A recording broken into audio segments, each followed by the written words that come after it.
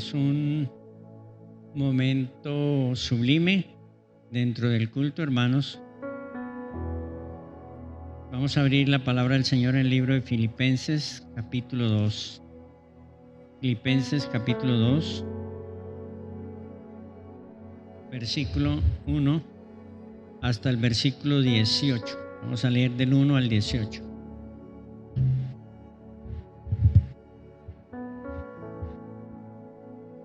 Aunque yo voy a compartir sobre el versículo 15 más que de cualquier otro versículo, pero la verdad, el contexto de ese pasaje uno lo puede ubicar desde el versículo 1 hasta el 18. Dice: por tanto, si hay alguna consolación en Cristo, si algún consuelo de amor, si alguna comunión del Espíritu, si algún afecto entrañable, si alguna misericordia, completad mi gozo sintiendo lo mismo, teniendo el mismo amor, unánimes, sintiendo una misma cosa. Nada hagáis por contienda o por vanagloria, antes bien con humildad, estimando cada uno a los demás como superiores a él mismo, no mirando cada uno por lo suyo propio, sino cada cual también por lo de los otros. Haya pues este sentir que hubo también en Cristo Jesús, el cual, siendo en forma de Dios, no escatimó el ser igual a Dios como cosa que aferrarse, sino que se despojó a sí mismo, tomando la forma de siervo, hecho semejante a los hombres, y estando en la condición de hombre, se humilló a sí mismo, haciéndose obediente hasta la muerte y muerte de cruz, por lo cual Dios también le exaltó hasta lo sumo, y le dio un nombre que es sobre todo nombre, para que en el nombre de Jesús se doble toda rodilla, de los que están en los cielos y en la tierra y debajo de la tierra, y toda lengua confiese que Jesucristo es el Señor, para gloria de Dios Padre. Por tanto, amados míos, como siempre habéis obedecido, no como en mi presencia solamente, sino mucho más ahora en mi ausencia, ocupaos en vuestra salvación con temor y temblor, porque Dios es el que produce en vosotros así el querer como el hacer por su buena voluntad. Haced todo sin murmuraciones y contiendas, para que seáis irreprensibles, sencillos, hijos de Dios sin mancha, en medio de una generación maligna y perversa, en medio de la cual resplandecéis como luminares en el mundo. Ha sido de la palabra de vida, para que en el día de Cristo yo pueda gloriarme de que no he corrido en vano, ni en vano he trabajado. Y aunque sea derramado en libación sobre el sacrificio y servicio de vuestra fe, me gozo y regocijo con todos vosotros. Asimismo, gozaos y regocijaos también conmigo. Esta carta es llamada la carta del gozo. Aunque Pablo está escribiendo desde la cárcel, está en Roma, y desde la cárcel escribe 3 cartas: Efesios, Filipenses y Colosenses. Y las cartas que Pablo escribe, y esta no es la excepción, lo hace en vista de la problemática que había en las iglesias del Nuevo Testamento. Aquí en este pasaje que leímos podemos evidenciar 3 realidades. 3 realidades que muestran como la problemática que existía aquí en la iglesia de Filipos. Pero esas 3 realidades también son realidades que nos incumben a nosotros, porque nuestras iglesias también atraviesan por las mismas necesidades y muy parecidas a las necesidades de las iglesias bíblicas, hermanos queridos. La primera realidad tiene que ver con dónde estaban ellos, el medio donde ellos estaban, el entorno en que ellos estaban, ¿no? El entorno social, cultural, político, en fin, el entorno puede ser muy grande, hermanos. Tiene que ver entonces, en primer lugar, dónde estaban ellos. Eso también tiene que ver con nosotros, ¿cierto? Nosotros también debemos ser juiciosos en determinar, identificar el medio donde nosotros estamos compartiendo el Evangelio, donde la iglesia está. Amén. ¿Dónde estaba la iglesia de Filipos? ¿No? ¿Dónde está nuestra iglesia hoy? Número 2, ¿quiénes eran ellos? ¿Quiénes eran? Es decir, ¿qué identidad tienen? Tienen los hermanos de Filipos. Igual a nosotros podemos plantearnos esa pregunta. Bueno, ¿cuál es nuestra identidad como iglesia en este momento, en esta generación? Y número 3, ¿cómo debían vivir ellos? Esas 3 cosas las encontramos ahí. Igual nos incumbe a nosotros el ver, según estos consejos de la Biblia, cómo tenemos que vivir nosotros hoy. Así que este pasaje es muy práctico. Amén. ¿Dónde estaban ellos? ¿Dónde estaban? Un poquito de historia, un minuto de historia, hermanos. Filipos fue una ciudad conquistada o fundada por Filipo II en el año 354 a.C. y le puso su nombre Filipos, Filipenses, o Filipos de Felipe II. Era una provincia de Macedonia.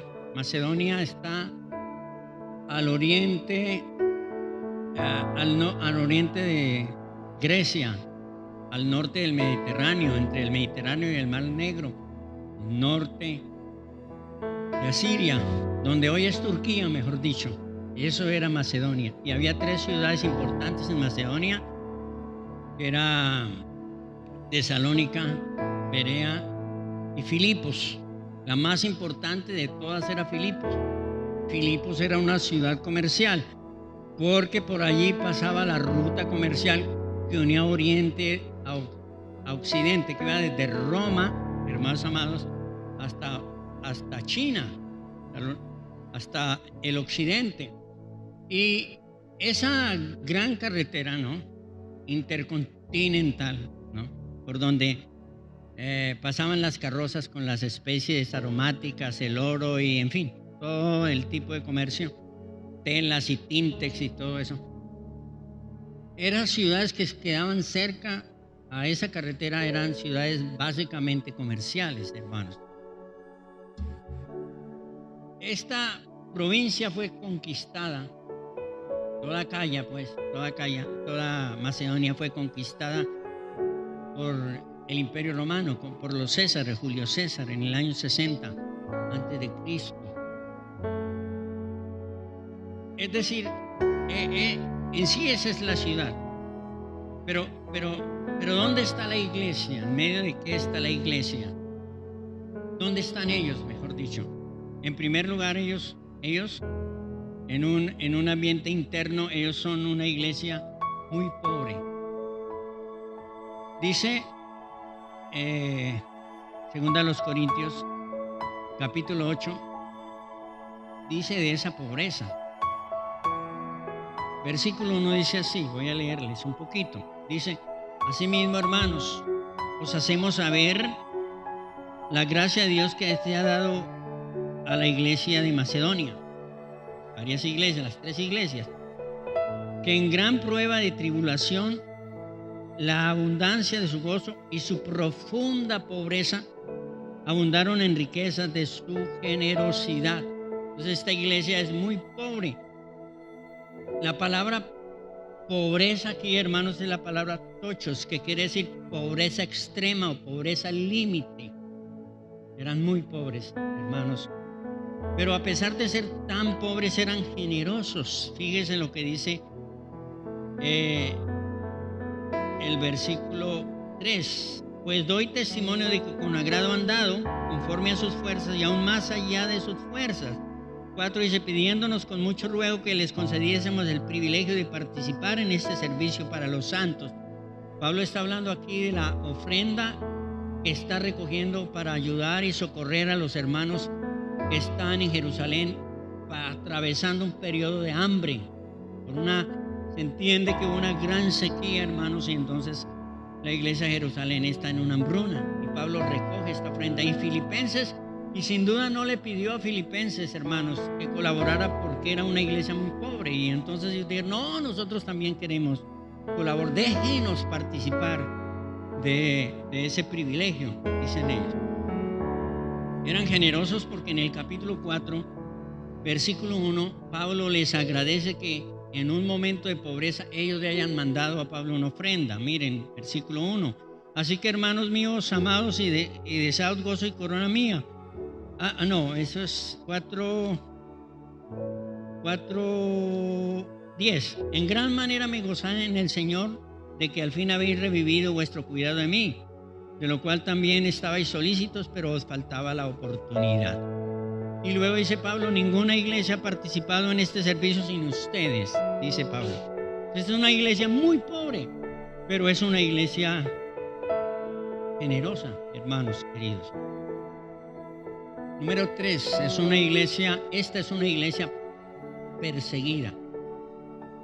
Como las demás iglesias en los tiempos bíblicos, en los tiempos de los imperios, del imperio romano, ¿no? Porque todas ellas tuvieron lugar en el imperio romano. En el capítulo 1, también de Filipenses, versículo 28 nos dice de la dimensión de esa persecución. Dice, en nada intimidados por los que se oponen, para ellos ciertamente es indicio de perdición, mas para vosotros salvación, y esto de Dios. Luego dice el versículo 29, porque a vosotros os es concedido por causa de Cristo, no solo que creáis en Cristo, es un privilegio creer en Cristo, pero también es un privilegio padecer por Él, dice ahí, ¿no? Que padezcáis por Él, teniendo el mismo conflicto que habéis visto en mí y ahora oís que hay en mí.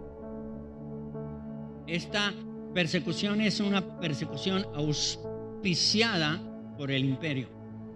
Cuando la oposición y la persecución es una oposición del entorno solamente, ¿no? Es grave, desde luego, pero no es tan grave como cuando la patrocinan las leyes y el Estado, hermanos amados. Y esos países donde no hay libertad religiosa, como Corea del Norte, como China, como Japón y los hermanos, como Cuba, los hermanos pasan muchos sufrimientos, hermanos. Esta es una iglesia perseguida, ¿no? Número 4, esta es una iglesia infiltrada por falsas doctrinas. Estamos estudiando así rapidito dónde están ellos internamente y bueno, externamente sabemos que están inmersos en el imperio romano, bajo el dominio del imperio romano. Capítulo 3, el versículo 2 dice así: por lo demás, hermanos, gozaos en el Señor. A mí no me es molesto escribir las mismas cosas, y para vosotros es seguro. Guardaos de los perros, y mira cómo le llama aquí a los falsos maestros, a los falsos ministros. Guardaos de los perros, guardaos de los malos obreros, guardaos de los mutiladores del cuerpo. Y aquí recuerden cuando estudiamos acerca de los falsos profetas, los mutiladores de cuerpo son aquellos que promovían la circuncisión y decían que junto con la doctrina de Cristo era necesario observar algunas reglas de la ley. Entonces esta iglesia está en este medio. Número 5, es una iglesia que está batallando por la unidad. Hay mucha desunión. El capítulo 2 y los versículos del 1 al 10, la verdad nos muestran que la diferencia que hay entre los hermanos, las discordias que hay entre los hermanos, son graves, hermanos amados. Y Pablo le dice, pero por favor, tengan un mismo sentir. No hagan nada por contienda, por vanagloria. Por favor, sean humildes, estimen el otro como superiores a sí mismo.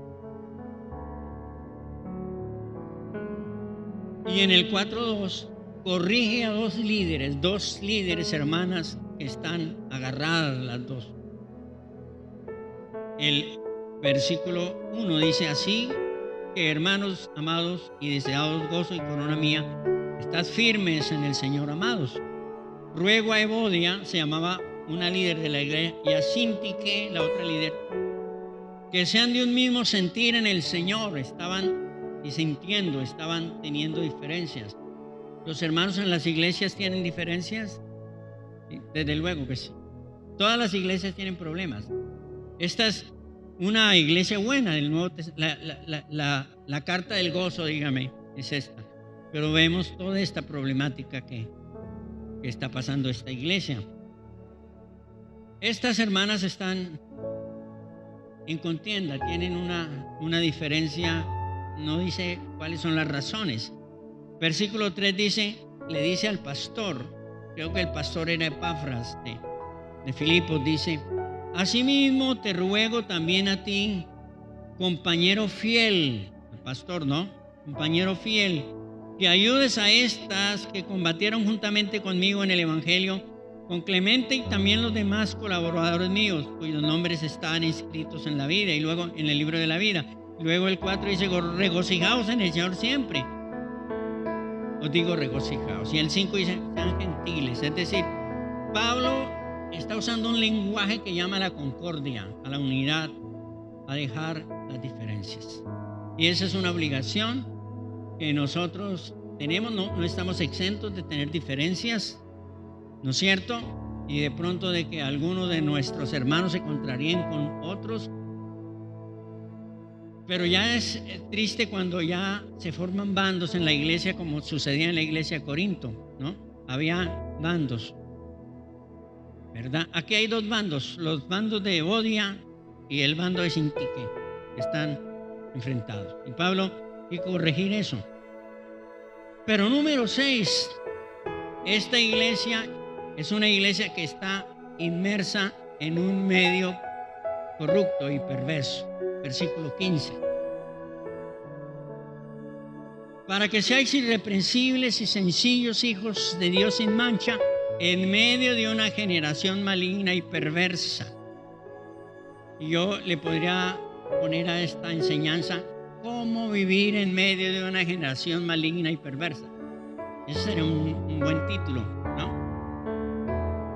Y aquí hay claves de cómo vivir en medio de esa generación maligna y perversa.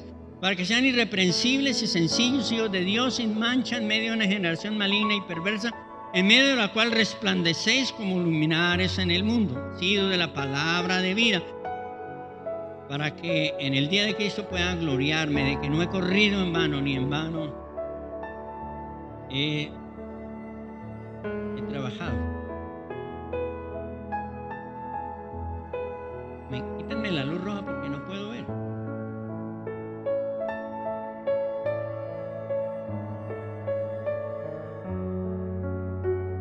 Hermanos, dice aquí que esta es una generación perversa y maligna.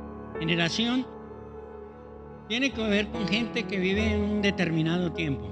Una generación también se puede entender como una descendencia. Yo soy una generación, el hijo mío es otra generación, el nieto es otra generación, ¿no? Pero generalmente una generación vista más técnicamente es una generación que consta de un periodo de 70 años más o menos. Esta es una generación en que esta iglesia está inmersa, es una generación maligna y perversa. La palabra maligna es, la palabra griega es escolis, que significa, de donde viene escoliasis, donde viene la enfermedad a la columna. Quiere decir una generación que se ha desviado, una generación que se ha apartado de los principios. Miren esta generación que describe Proverbios, hermanos, en el capítulo número 21, versículo 8 del libro de Proverbios. Y hay varios versículos que nos muestran cómo las generaciones se pervierten. 21:8 dice: el camino del hombre es perverso y torcido y extraño. Y ese versículo es tremendo.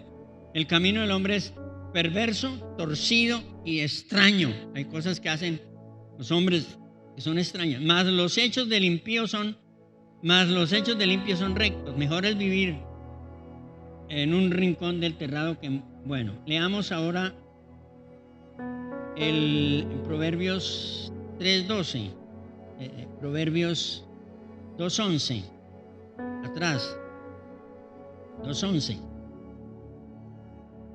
Dice así, 2:11.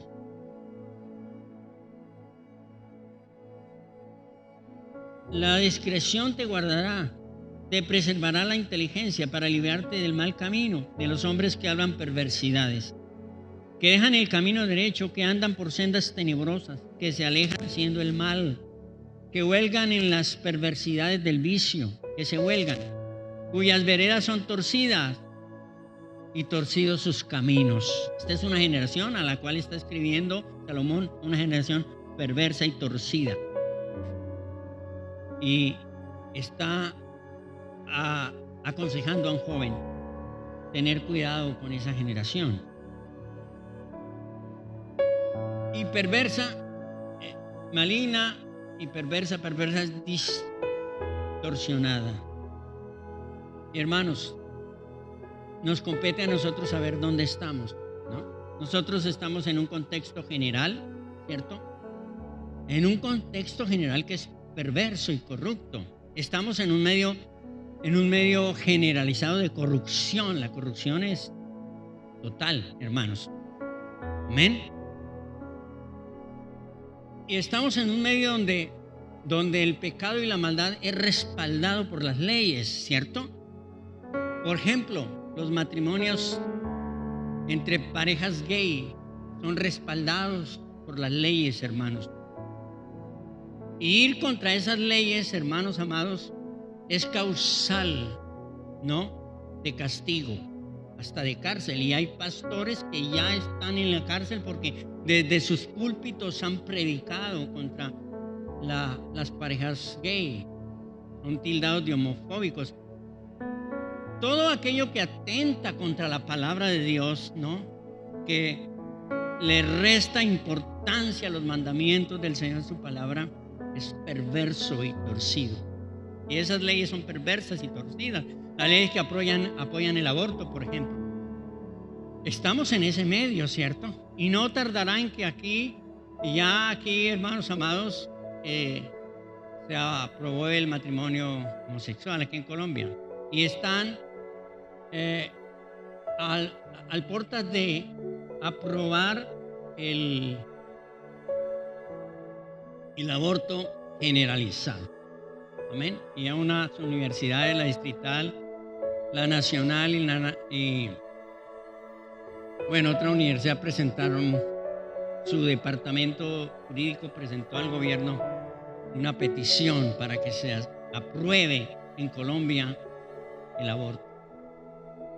La Biblia en Lamentaciones habla de manera muy triste y lamenta la muerte de los niños, los asesinatos de los niños. Nosotros vivimos en un medio general corrupto, impío, malo, pero tenemos un entorno inmediato que también es perverso. ¿Con quién trabajamos? ¿Con quién comerciamos? ¿Con quién negociamos?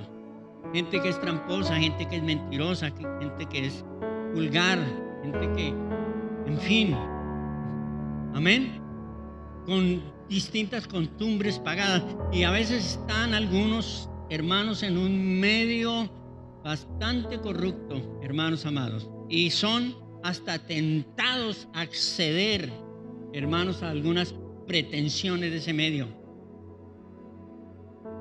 Y hay sin duda pretensiones que son atractivas, hermanos, y que pueden ser una tentación para hermanos que están en un medio donde hay mucha corrupción, pero esa corrupción les atrae. Alguien me dijo, es imposible uno ocupar cargos públicos de mandato, pues, si uno no es corrupto. Alguien me dijo así y yo sin duda me sorprendí mucho, hermanos amados. Y donde usted está, hermano, ese medio de corrupto donde usted está, es la voluntad que Dios que usted esté ahí, como esta iglesia, era la voluntad de Dios que esta iglesia estuviera ahí. Número 2, ¿quiénes somos o quiénes eran ellos? ¿Quiénes eran? Y a nosotros nos resta preguntarnos quiénes somos. Versículo 15.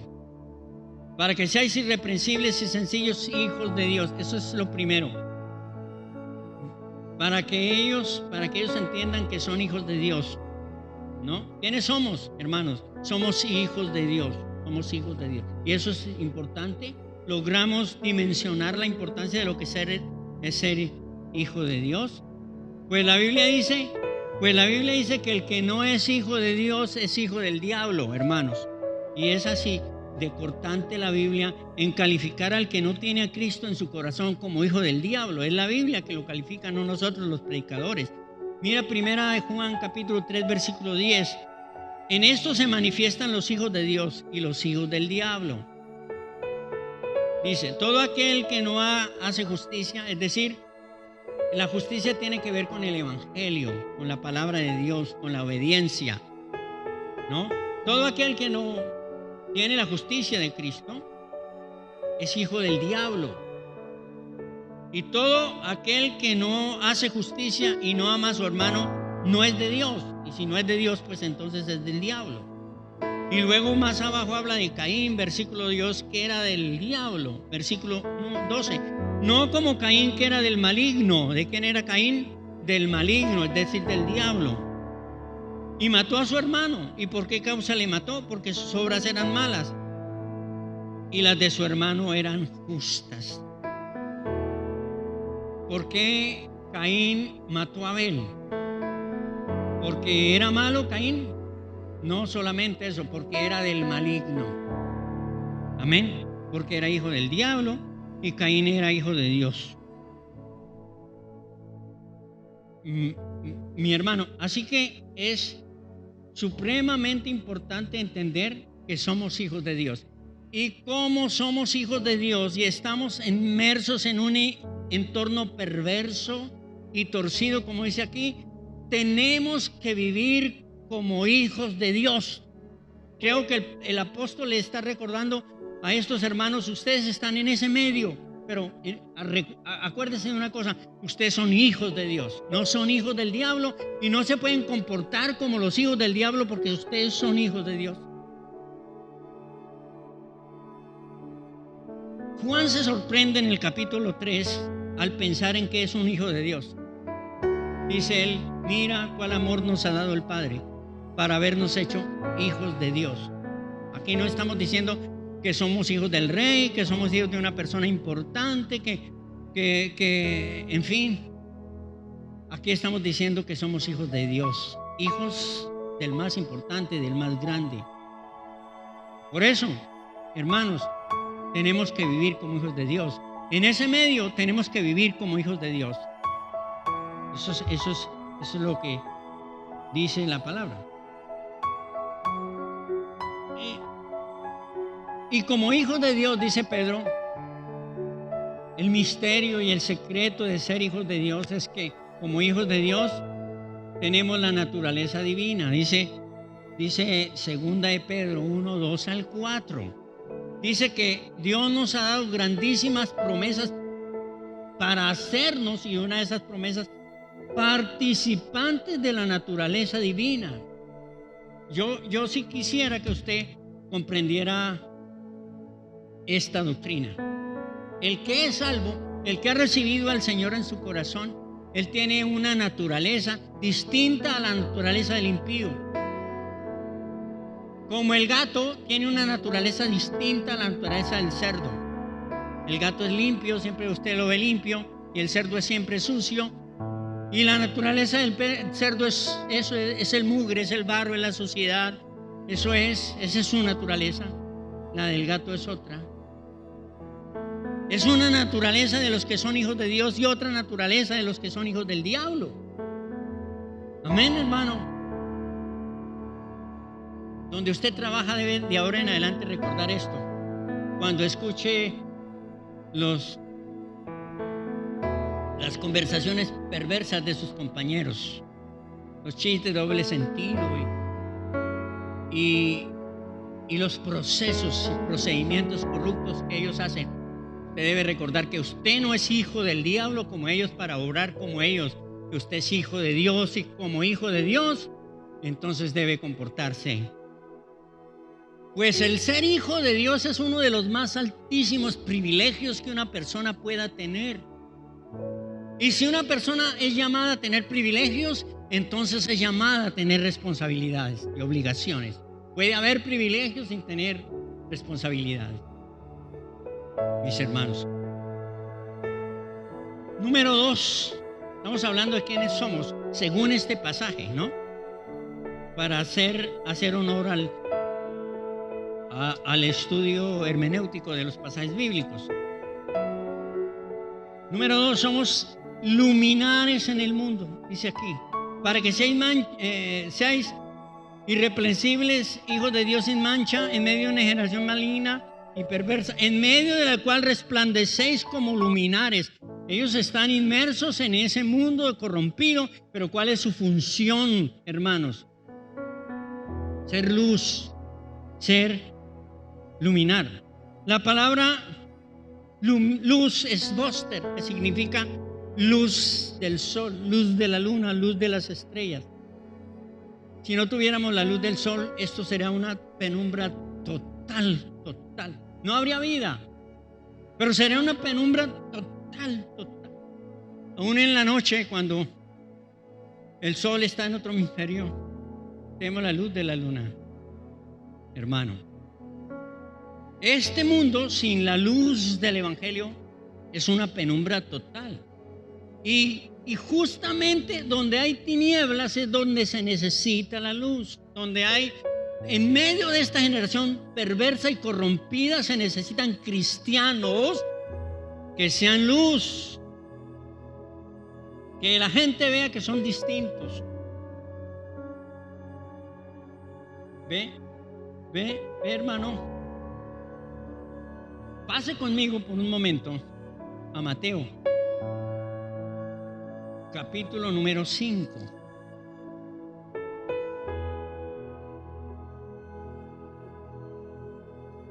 Versículo número 14. Miren ahí. Dice, vosotros sois la luz del mundo. ¿A quién le está hablando? A los discípulos. A nosotros, que somos la luz del mundo.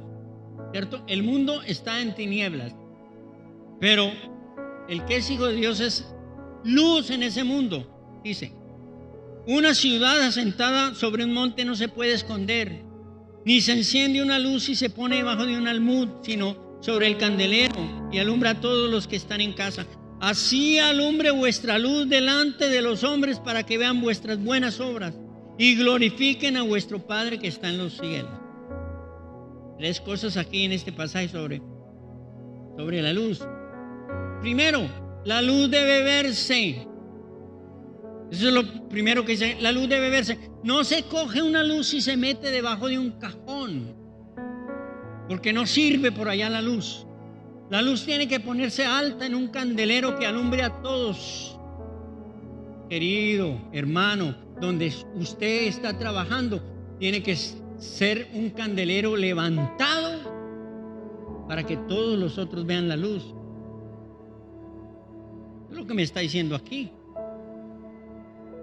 La Biblia dice que vuestra luz no sean tinieblas, porque hay hermanos que en lugar de ser luz son tinieblas para los otros.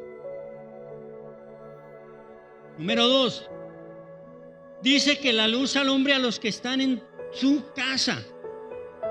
¿Quiénes son? Nuestra familia. Toda nuestra familia debe ser alumbrada por nuestra luz.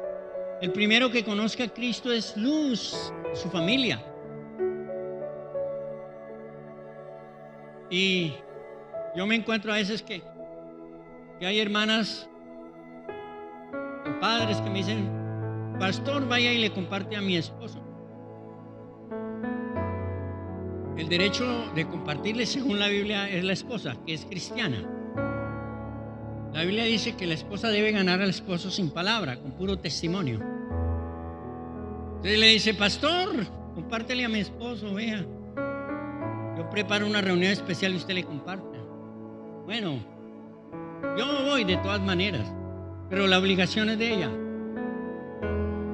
Yo le digo: hermana, ¿por qué no le comparte usted? Entonces ella me dice: porque a mí no me cree. Ah, no, ¿por qué no le cree? ¿Por qué no le cree?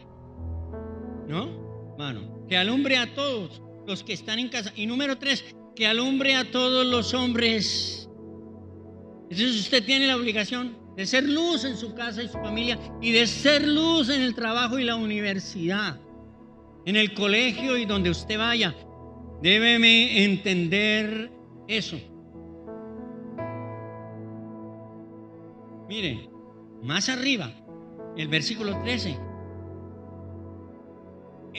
El ejemplo de ser influencia en el perdido es usado con otro elemento, con la sal.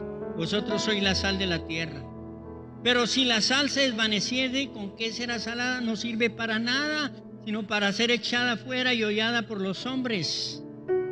Nosotros también somos sal, ¿cierto?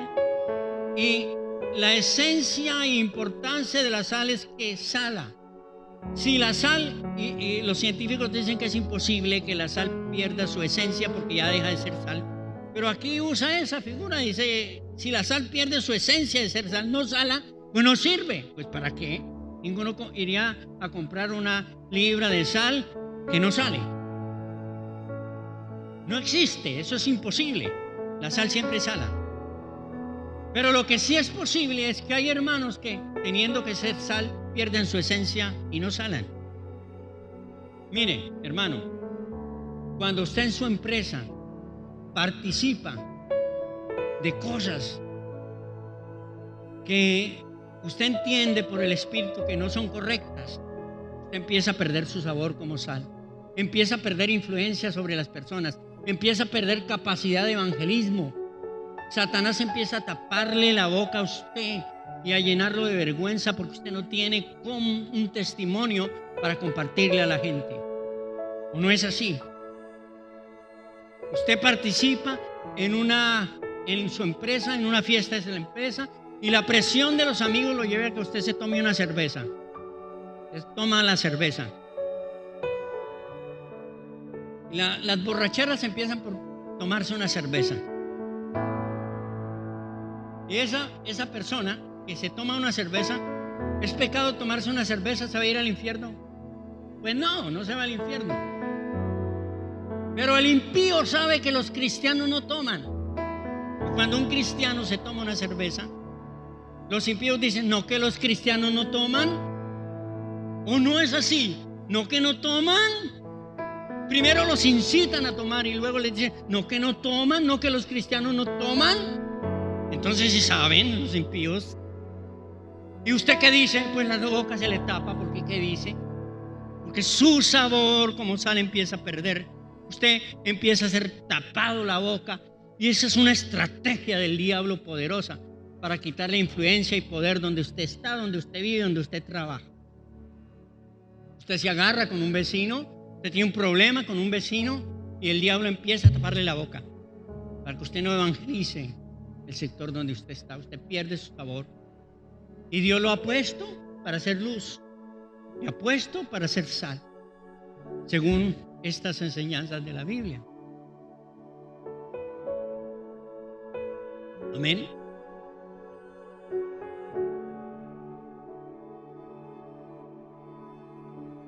Número 3. Se me está acabando el tiempo. ¿Cómo debemos vivir? Según este pasaje de Filipenses, ¿cómo debemos vivir? Voy a tomar unos 10 minuticos más. Volvamos al pasaje. Hermanos, debemos vivir en primer lugar con humildad. Dice,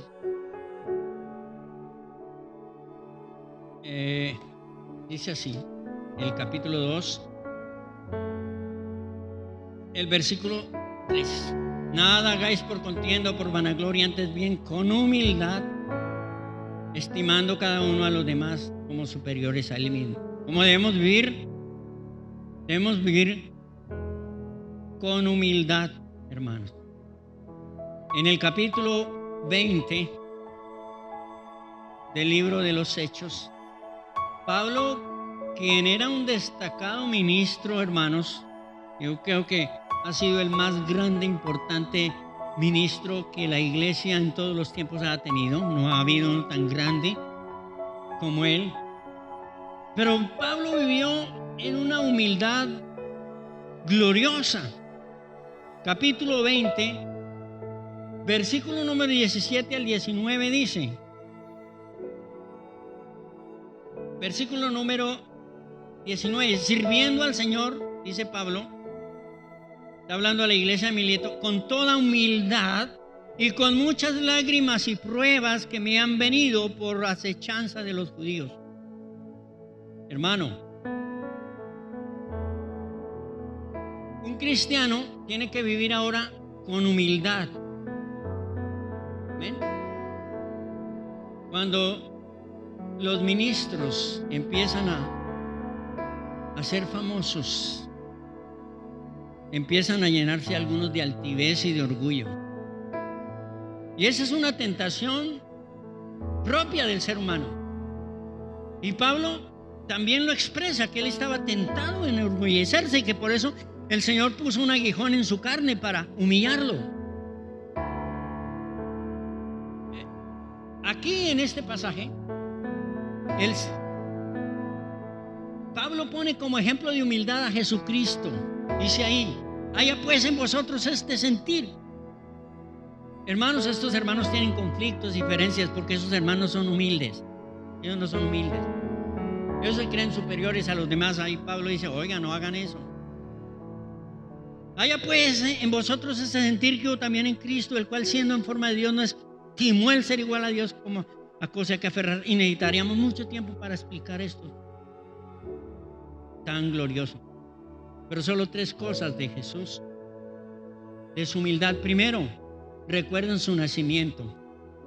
El Señor, dueño del mundo, creador del mundo, dueño de todo, nace en un pesebre, en medio de las vacas, en una humildad extrema, hermano, porque el Mesías nació así, siendo el Mesías. ¿Y cómo vivió? No tuvo una casa, nunca.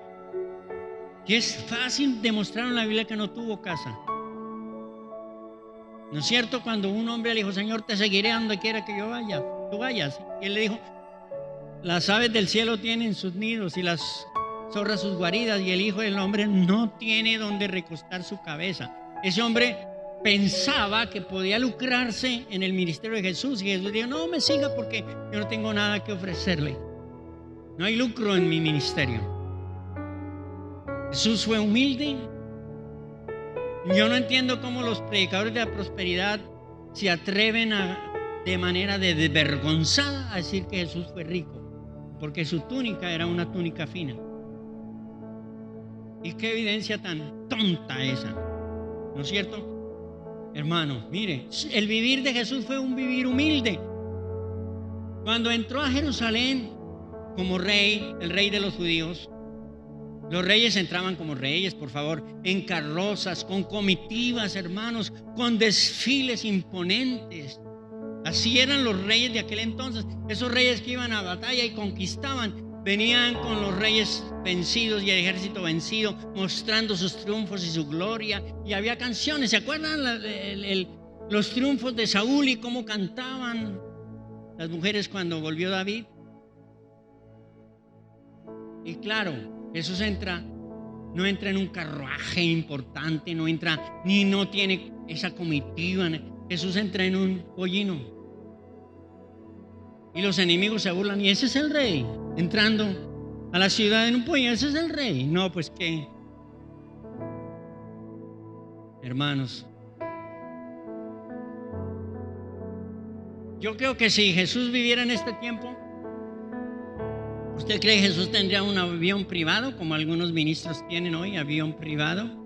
¿Cree usted? Si no tuvo un carruaje en esa época, solo un pollino, ¿tendría un avión privado hoy? Estaba pensando yo en cómo serán los costos de un avión privado, ¿no? El piloto, ¿cuánto costará el piloto? ¿Cuánto costará el servicio mecánico? Es que pues que ahí no hay un taller de mecánica para aviones, ¿no? ¿No es cierto? El parqueo, hoy es que no, ahí no puedo parquear el avión en cualquier lugar, es que, ¿no? Debe tener un avión privado para de vez en cuando viajar. Oye, hermanos, qué humildad, ¿no es cierto? Jesús vivió con humildad y murió con humildad. Murió. Algunos dicen, el rey de los judíos, ese es el que está crucificado, está derrotado, crucificado. Número 2, ¿cómo debemos vivir? Ocupándonos de nuestra salvación, versículo número 12. Por tanto, amados míos, como siempre habéis obedecido, no en mi presencia solamente, sino mucho más en mi ausencia, ocupaos en vuestra salvación con temor y temblor. Amén. ¿Cómo debemos vivir? Ocupándonos de nuestra salvación con temor y temblor. También dice que nos ocupemos de las cosas, de los negocios y los trabajos de esta tierra. ¿Y cómo ocuparnos de nuestra salvación y ocuparnos de cosas en esta tierra? Entonces tiene que haber un balance entre ocuparnos de la salvación y las cosas de esta tierra. Pero en sí, ¿qué es ocuparse, hermano, de la salvación? En este contexto es trabajar. La palabra ocuparse es katagosimai, que significa trabajar unido. Pablo le dice, trabajen unido para que mejoren esas relaciones entre ustedes. Trabajen unidos para que mejoren esos problemas que usted tiene en la iglesia, para que sean una iglesia santa. Ocúpense en eso. Pero entiéndese que ocuparse en la salvación es ocuparse en las cosas que tienen que ver con el Señor. Nosotros no ganamos la salvación, el Señor nos la regaló.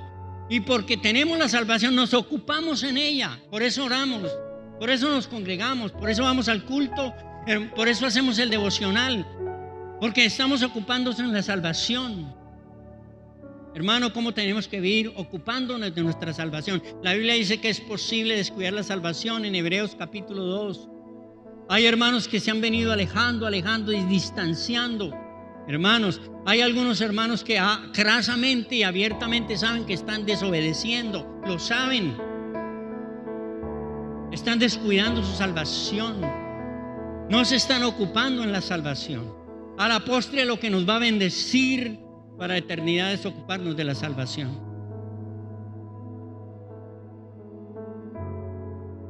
Número 3. ¿Cómo debemos vivir sin mancha? Dice versículo 15, sin mancha. Qué difícil es vivir sin mancha. Dice que vivamos irreprensibles, ¿no? Irreprensibles quiere decir sin que nadie tenga que decir nada malo de nosotros. Aquí en el pasaje quiere decir eso. Oye, que nadie tenga que decir nada de ustedes, sean irreprensibles. ¿No es cierto? Vivan sin mancha. Yo llevaba mi camionetica a un taller y cuando conocí al mecánico no pensé que él era el mecánico, un señor muy limpio. Yo dije, no, ese señor no debe trabajar en mecánica. Hasta que un día lo vi metido allá por debajo de los carros y trabajando y dije, no puede ser tan limpio. Oye, hermano, si hay un lugar donde uno se puede llenar de grasa y ensuciar es el taller de mecánica. Señor, limpio. Y nosotros vivimos en un mundo que es como un taller de mecánica, ¿no? Aquí nos juntamos, allí.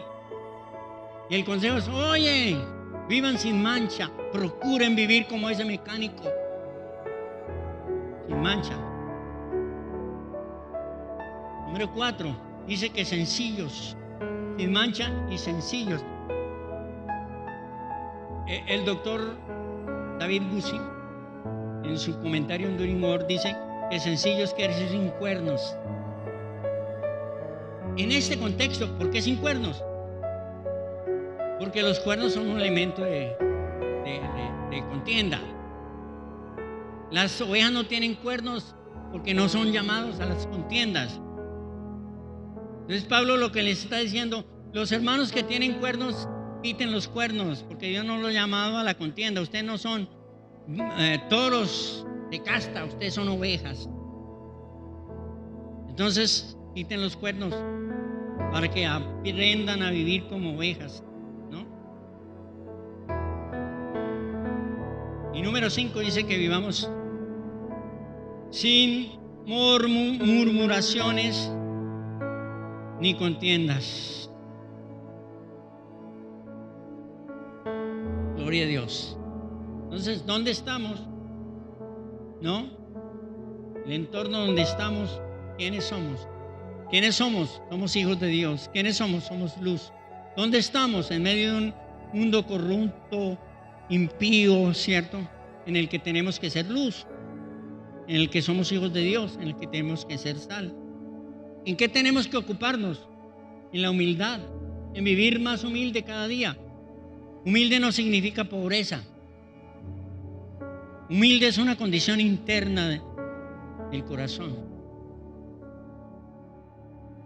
donde tenemos que ocuparnos de la salvación, donde tenemos que procurar vivir sin mancha, donde tenemos que ser sencillos y hacer las cosas sin murmuraciones. ¿Cree que es práctico el pasaje, hermanos? Con que hagamos esto, con que cumplamos esto que dice nomás este pasaje, dígame, qué maravilloso fuera. ¿No le parece, hermanos? Gloria al Señor. El Señor bendiga su palabra. Te damos gracias por tu palabra, bendito Señor. Gracias por hablar a nuestros corazones, Señor. Señor, nosotros queremos recibir tu palabra.